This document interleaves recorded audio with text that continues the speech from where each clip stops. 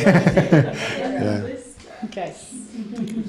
So we want to do a little bit of, I want to talk about having a healthy no. And this is like leadership stuff.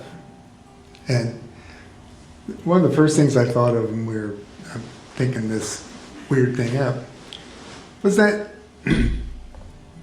it's obvious that we're not out for the big church scene. We're out for raising up people, leaders, to do the work of the kingdom of God. Otherwise, we go a different route. You know?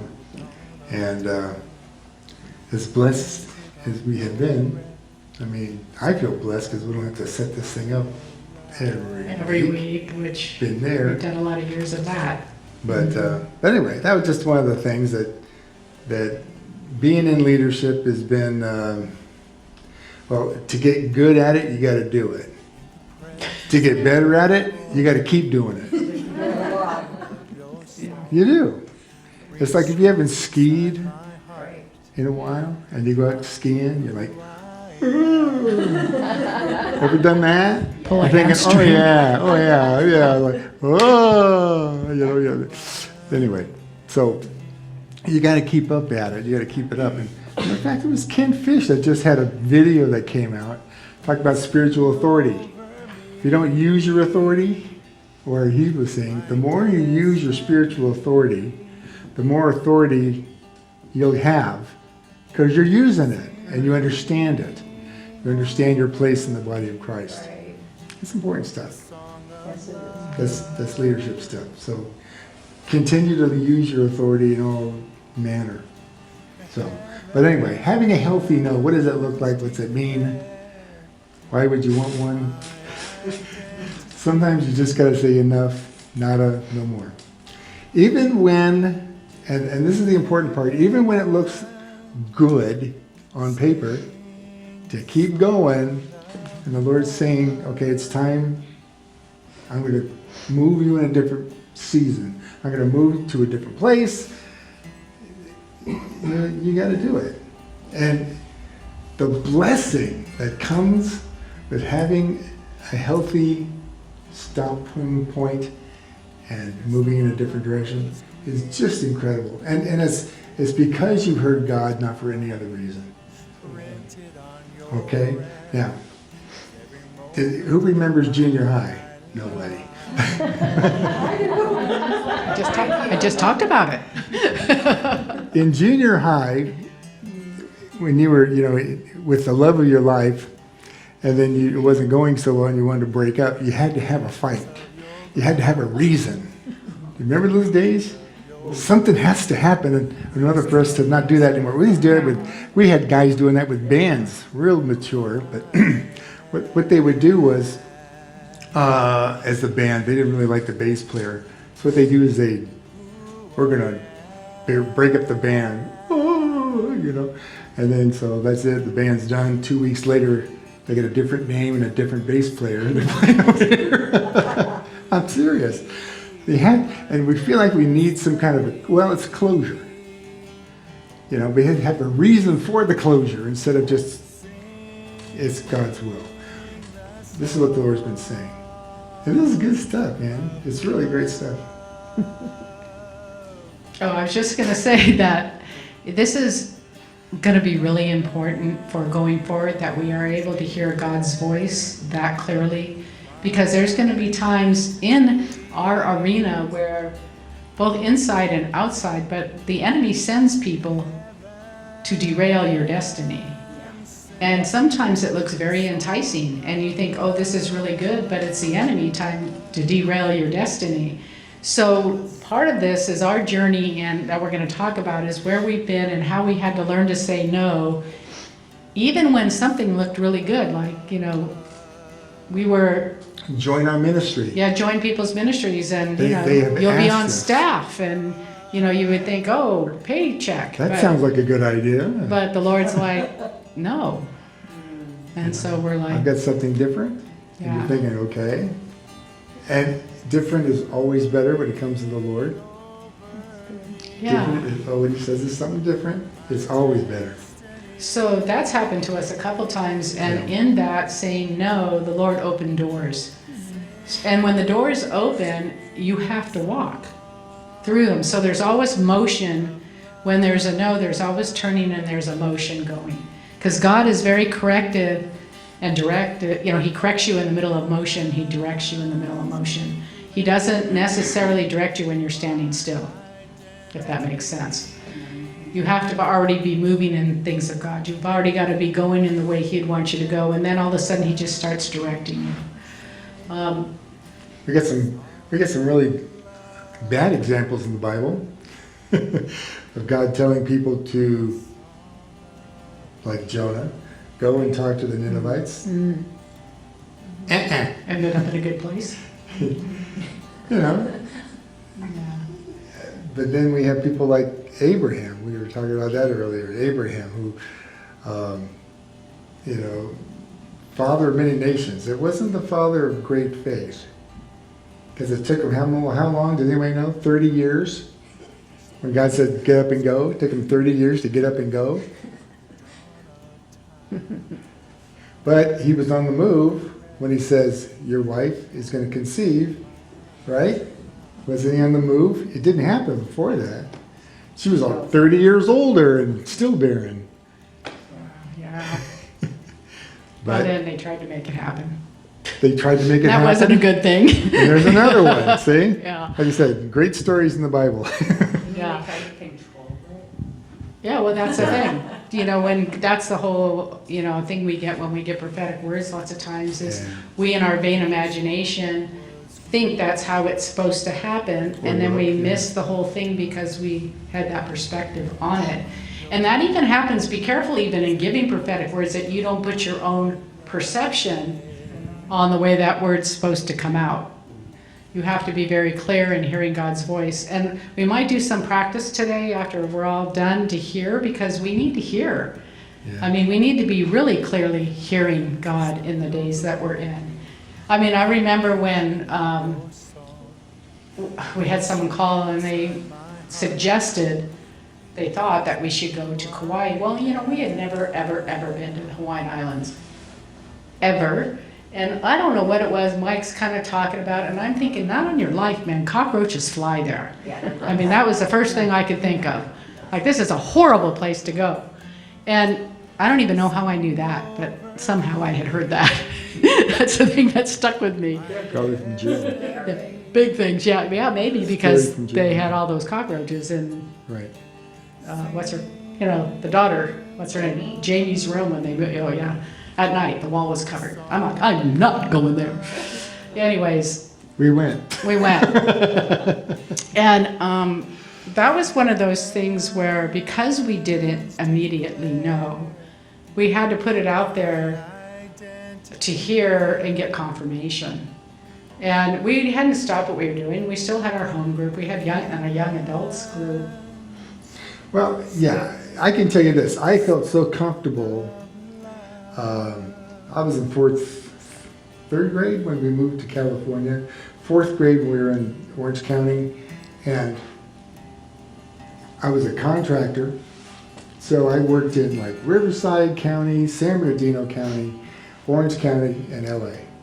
I knew where stuff was, And when you know where stuff was, it gets comfy. It's like someone says, well, I wonder if I can ever get one of those. Oh, I can know where you go. You can go down this place in. I can picture it. It's on the left-hand side, I knew where everything was. I know all the freeways and how to get to everywhere. I was comfortable. God's like, you're moving. You're moving. I mean, when we came back, 4.5, 5 years later, nothing was recognizable again. In Orange County Because at the all. whole place had changed so much in that time. Where'd this freeway come from, It was one of those things, though, of hearing God and being, now I can't even believe we did that, but we sold everything and just brought suitcases, got on a plane and brought our whole family to a place we'd never been before. And it was exhilarating and scary all at the same time. But when God's in the midst of something, He will make things come to be. And of course, we went through the hurricane and we went through, for us, really, it was, yes, the Lord took us there, but he took us there to refine us. It wasn't like, oh, he took us there because this is going to be a glorious So we can hang moment. out at the beach.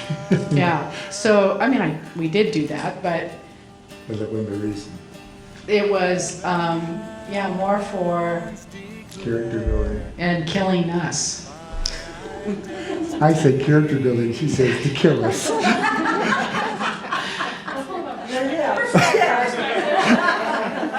It's perspective. But you know, anytime you go into leadership, you have to die.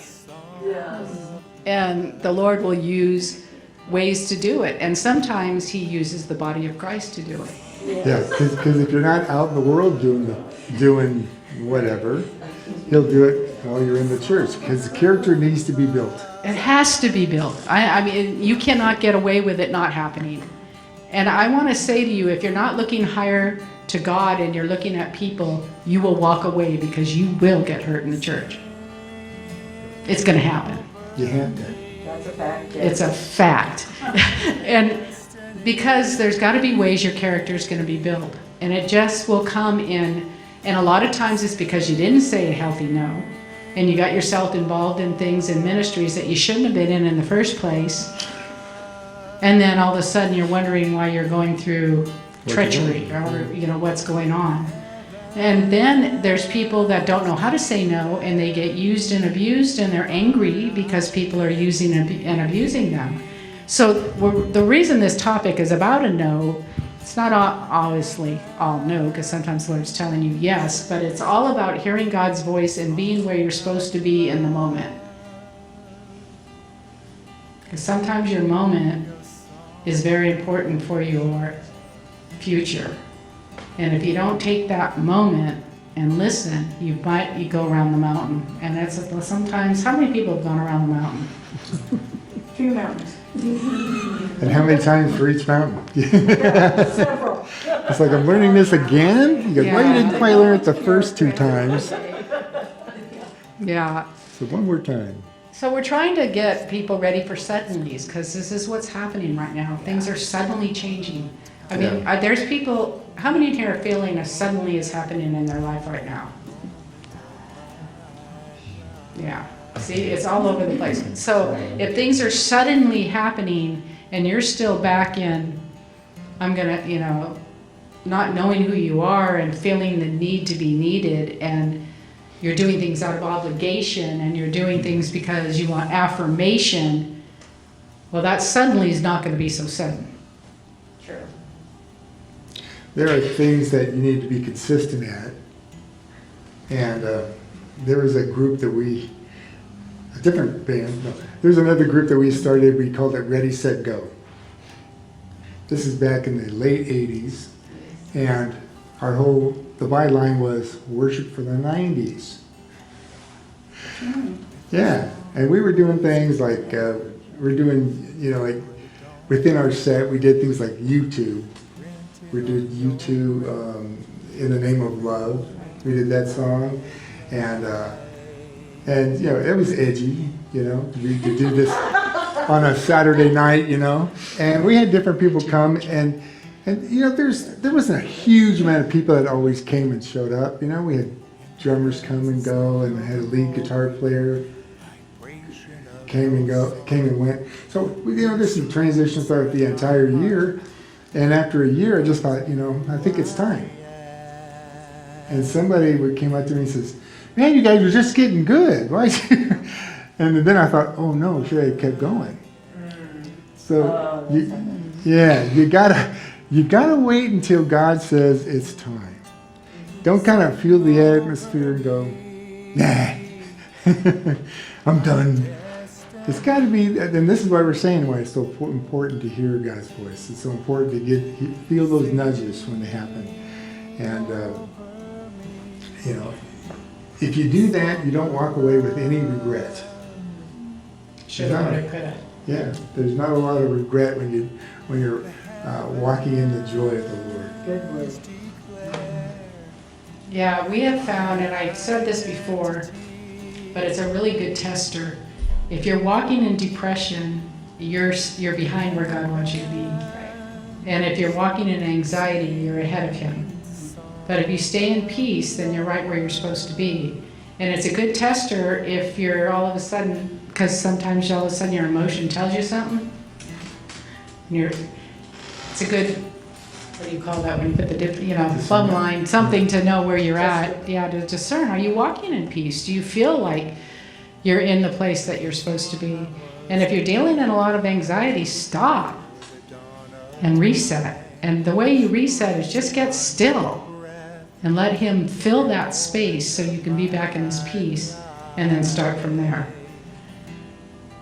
With all that's happening, and because things can be suddenly, you can get in a place of anxiousness because of the fear of the unknown.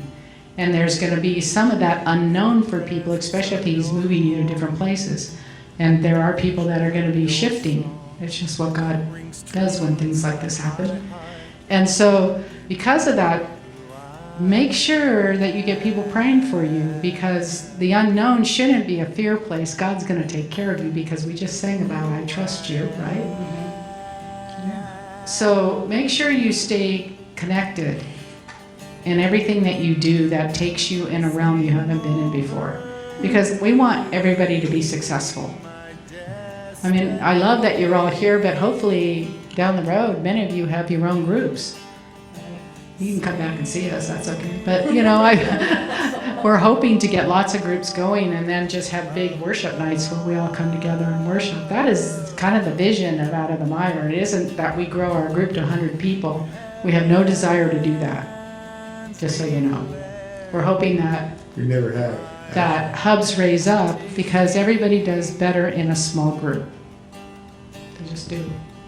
Yeah, well, you can't hide in a small group. You can't. When you walk in the door and somebody says, they look at you and go, how you doing? You go, well, I'm doing great. Like, how you really doing? Your face doesn't say And you that. know why?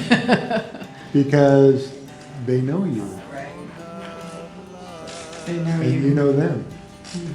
And so that's a good thing. It really is. It's not a bad thing.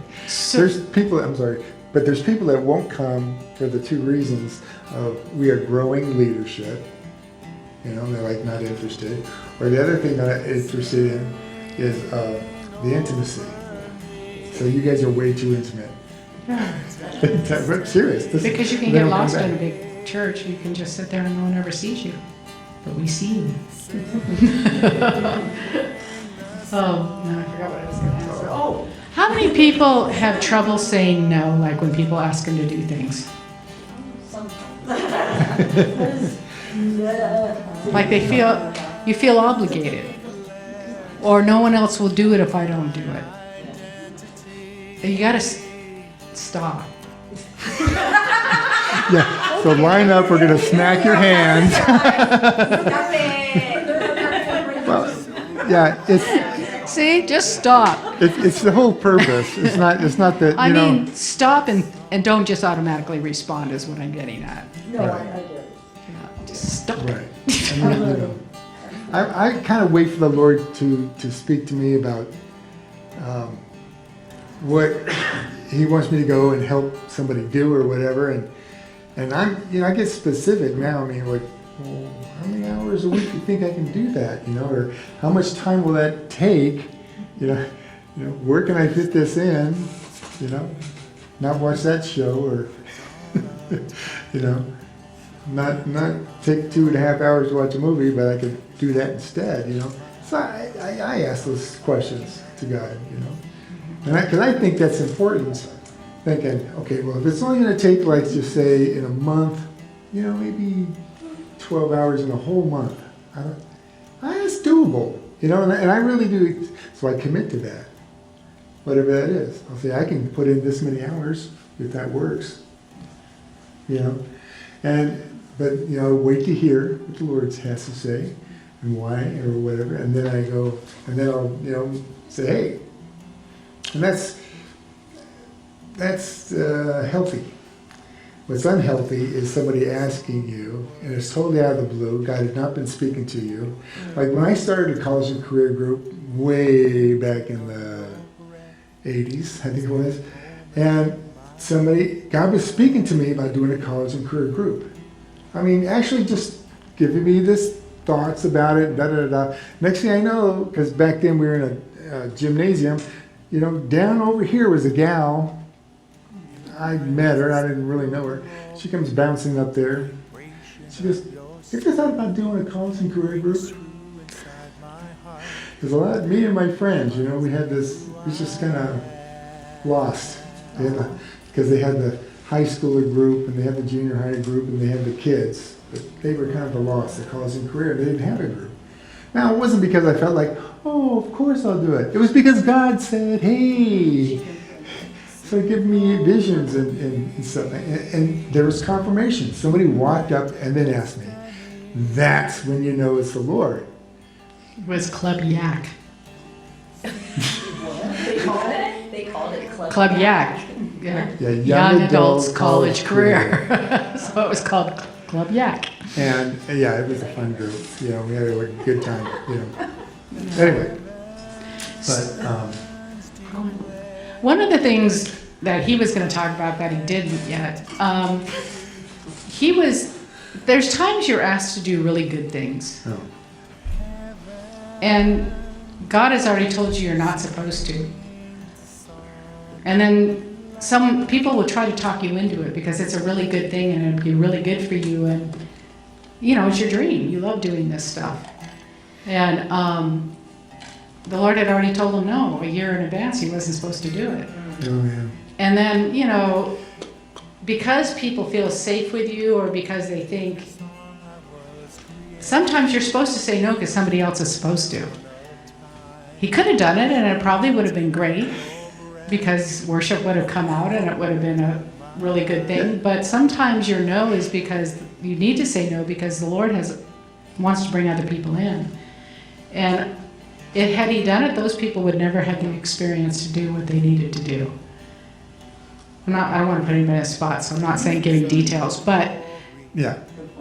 But it just, you know, there was a thing where as soon as it was over and guaranteed, okay, I'm going to tell you, just like this last conference, you're on a high, you know, because it turned out so well. You're going, ooh, yes, you know, and you're thinking, I could do 100 of these or something, you know, yeah, and you know, the impression I was getting was, you know, this will be your last one with this group. I went, okay. And not the one we just did. It was no, yeah, something else. this is way back. And so, even when you're told that, I'm not sure you heard the Lord. You know, why don't you pray about it again? Because I really think that, you know, Because, yeah, and it's like the carrot's being dangled. And you need to hear for you. And the Lord wants, that is really where, you know, testing comes in sometimes. Yeah. That you have to be firm in what God told you to do. And sometimes it's an unpopular thing. I'm just letting you know. Sometimes it's not a popular thing when everybody's feeling something and you're going, I really can't do it now. We went through that with our board when we decided to do a foundational year, and the minute we decided to do it, then Ken Fish called and said, hey, would you guys like to have me this year? We're like, no. So we said, let's wait a year. So we just did it, but the year earlier, and that we were kind of going this. Yeah, we felt great because we were in obedience. We walked in And obedience. look how wonderful this one turned out. Yeah. God had already told us no conference. He did. Yeah. Before Ken called. Yeah. Oh yeah, I was right. He was right after that. Like, Yeah, days. are we being tested? Yes. Maybe. Yeah. So we stuck to what, and he was kind of shocked, actually. Really? Yeah. We're gonna wait a year. So what we're trying to do with you all, because I think you all have ministries, whether they're actually small groups or not, you're all going to be involved in ministry one way or the other. You can run, but you cannot hide. It's going to happen. If you're here, If you are here in this room and you hear my voice, you are going to be doing something. Some of you already are, but there's a real important thing about your time with God that needs to be precious. And you can get so busy doing ministry that you do not have your precious time. And we have seen that over and over and over again. And if you get in that place, you will be running on your own energy.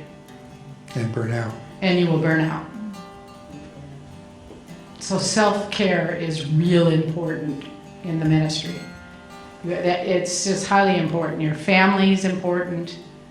Those of you that have families, your grandkids, your kids, brothers and sisters, those things are important as well. Don't do everything and run with the ministry thinking that it's your obligation to do the works. Are you hearing me? We've had lots of people, like I mentioned earlier, invite us to be a part of their work, their ministry, their church. Many times, you know, and you got to say no. I've had people like, when my kids were younger, you know, it was like thinking that, I think my son and your daughter are going to get together and get married. Or my daughter and you know, your daughter and my son, you know, are going to get, you know, I mean, it got that crazy. I'm pretty sure God said that.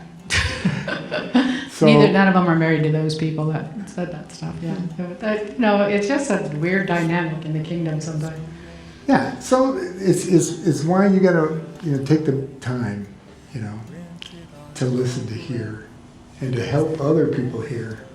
Because the better that you hear, you can help other people hear without making them feel I think the weird. idea is that we're just all people, regardless if we're Christians or not, we all make mistakes. Absolutely, we do, and we're just trying to help people not make as many, Exactly. because we have made some in our day.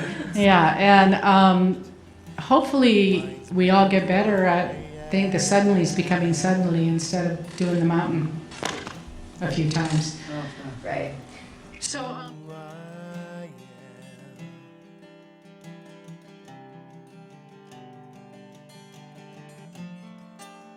Sing over me, my destiny.